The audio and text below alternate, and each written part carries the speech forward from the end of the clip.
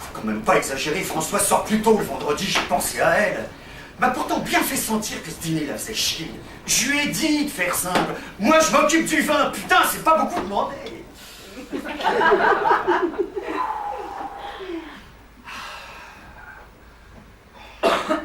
n'étaient pas nombreux. Il y avait juste Pascal et Mireille. Pascal a fait l'école de gestion avec moi. C'est un type bien. Il a du fric, mais il est resté simple. Il a une vieille CX qui ne la change pas. Il a sa propre boîte maintenant, il vend des douches. C'est pas bête, on a toujours besoin de douches. Ça marche, il a 4 employés. Mais il n'a pas tellement mérité, il n'a pris l'affaire de son père. J'avais peur qu'ils amènent leurs avortons, mais non. Ils sont une babysitter, eux. Puis il y avait Jean-Christophe qui est analyste programmateur dans ma boîte. C'est un type un peu effacé, un peu timide, mais bosseur. C'est un des rares avec qui je peux parler. Lui, il dit pas grand-chose, mais il m'écoute, il est toujours d'accord. Il est venu avec sa copine, je sais plus quoi, là, qui est encore plus effacée. On oublie toujours qu'elle est là. C'est toujours la même, je crois, je me rappelle jamais son nom. Puis j'ai invité Jean-Mi aussi. Je lui avais dit, mais Marcia...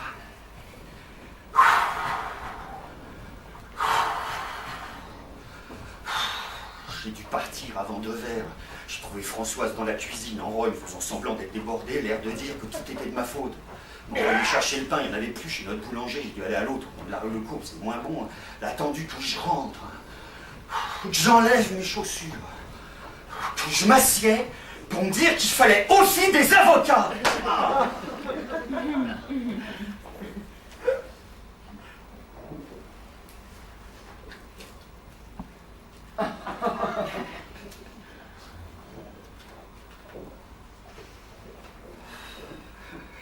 Jean-Clé avait entendu les rumeurs de licenciement, je l'ai rassuré. J'ai dit à Pascal, Jean-Clé est un génie du logiciel, on ne pourra pas s'en passer.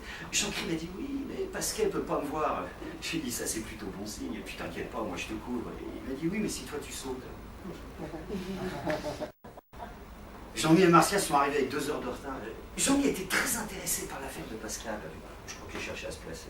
Pascal semblait se méfier, il devait sentir des ondes. Mireille et Machine a été jalouse de Marcia, mais à part ça, tout le monde s'entendait très bien.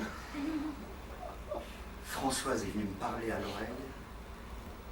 Elle voulait qu'on se mette à table tout de suite. J'ai gentiment fait remarquer que nos invités venaient d'arriver. Qu'on n'était pas aux pièces et que son plat pouvait attendre 10 minutes.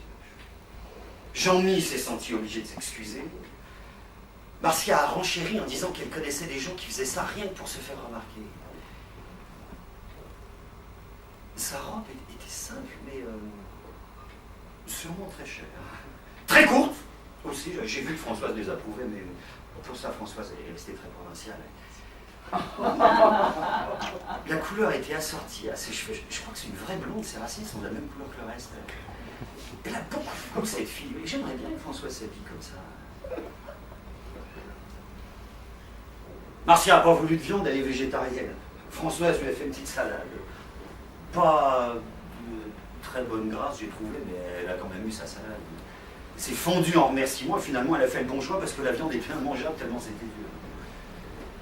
J'ai plaisanté là-dessus, histoire de détendre l'atmosphère, tout le monde arrive. François s'est levé table, je croyais qu'elle allait cracher un morceau de viande, mais... Marcia s'est penchée vers moi, elle m'a dit, je crois qu'elle est vexée, tu vas aller la réconforter. Bien, elles sont parfaites. Effectivement, j'ai trouvé Françoise dans la cuisine en train de pleurer. J'ai dit, qu'est-ce que t'as? Elle m'a dit rien. J'ai dit, bon, bah, serre le fromage. Je pense qu'il y avait, elle va voir ses règles. Je lui ai fait un petit câlin pour faire pardonner, ça avait l'air de prendre. Alors j'allais retourner dans le salon. Elle m'a saisi par le bras. Elle m'a regardé dans les yeux. Elle m'a dit, je ne suis pas ton ennemi. Tu n'as pas à marquer des points contre moi. Pourquoi tu préfères ces gens-là à ta propre famille? Pourquoi tu as besoin d'eux pour te rassurer? On est là, nous on croit en toi. Pourquoi tu te sens si faible? Nous on t'aime. C'était c'était sa façon à elle de m'humilier, de tuer la gorge. Elle a quand même l'esprit tordu, cette fille. J'ai rien dit. Elle m'a suivi dans le salon, le téléphone a sonné. C'était encore ma sœur. Elle m'a dit, je voudrais vous inviter à passer le week-end avec nous, j'ai quelque chose à te dire. J'ai dit, tu peux pas le dire au téléphone. Elle a dit, non, il faut que tu viennes. J'ai dit, d'accord. J'ai justement envie de me taper 200 bandes pour dire bonjour. Elle m'a dit, de toute manière, il faut que tu vois maman, prépare-toi à recevoir un choc, elle a beaucoup baissé. J'ai dit qu'on irait le week-end prochain, Françoise n'était pas franchement emballée. J'ai dit, c'est ce que tu voulais, un changement d'air, ça fera du bien aux enfants. Elle a dit oui d'un air pincé.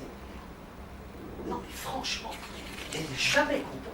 C'est elle qui voulait qu'on parte le week-end. C'est pour elle que je fasse ça. Si elle croit que ça m'arrange, moi j'avais un match de tennis le dimanche.